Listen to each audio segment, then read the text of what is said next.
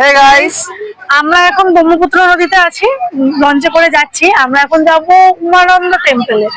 তো কামাখ্যা মন্দির থেকে বেরিয়ে এখন উমানন্দ টেম্পলে যাচ্ছি, যেটা গুয়াহাটির মধ্যেই পড়ে। ভিউটা দেখো, লঞ্চ ওইখান থেকে ছেড়েছিল, এখান থেকে লঞ্চ ছেড়েছিল। ঠিক তোমার আইল্যান্ডের টাইপের একটা জায়গা, ওইখানে রোপ টোপ আছে সব। গুয়াহাটিতে, এটা গুয়াহাটিতে চলে এসেছে, ঠিক আছে। এই যে এটা দেখো আইল্যান্ড, এই আইল্যান্ডে তোমার টেম্পল আছে একটা, ওইখানে যাচ্ছি। আর পুরো ব্যাপারটা দেখো সুন্দর, লঞ্চে করে যাচ্ছি, একটা আলাদাই ব্যাপার স্যাপার।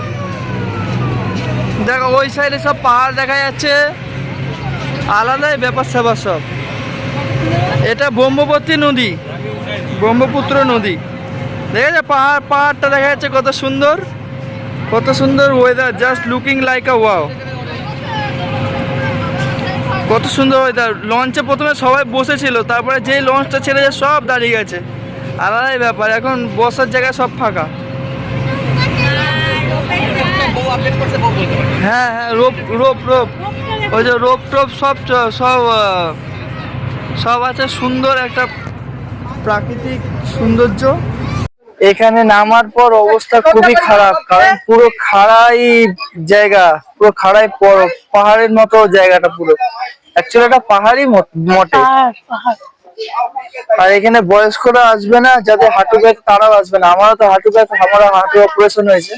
যাদের যাদের হাঁটুর সমস্যা তারা তারা অ্যাভয়েড করবে জায়গাটা। খুবই মানে 120 ফিট, মানে 20টা সিঁড়ি। এইগুলো যেমন একটা দুটো সিঁড়ি, 120টা সিঁড়ি উপরে, আবার 120টা সিঁড়ি ডাইরেক্ট নিচে। আমার মা তো যেতে পারলো না। 120টা সিঁড়ি বলছে, 120টার থেকেও বেশি হবে, মানে নিচে সাহস দেওয়ার জন্য 120টা সিঁড়ি বলছে। আর এখানে উঠতে উঠতে, অর্ধেক উঠতে উঠতে মানে জল লিস্টা পেয়ে গেছে। তাই জল খেতে গেলাম, 1 লিটার জলের দাম 30 টাকা।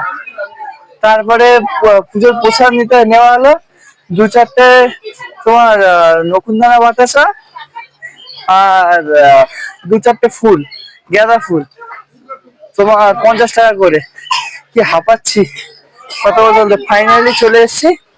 এই যে ফাইনালি মন্দিরটা, 500 টাকা ফাইন যদি দেখতে পারে, ঠাকুরকুড়াতে না কেউ দেখতে পারে। আর এখানে আসামের নিয়ম শৃঙ্খলা খুব স্ট্রিক্ট। এই যে এটা হলো হনুমান মন্দির। কোনটা? এই যে এটা হলো মেন মন্দির।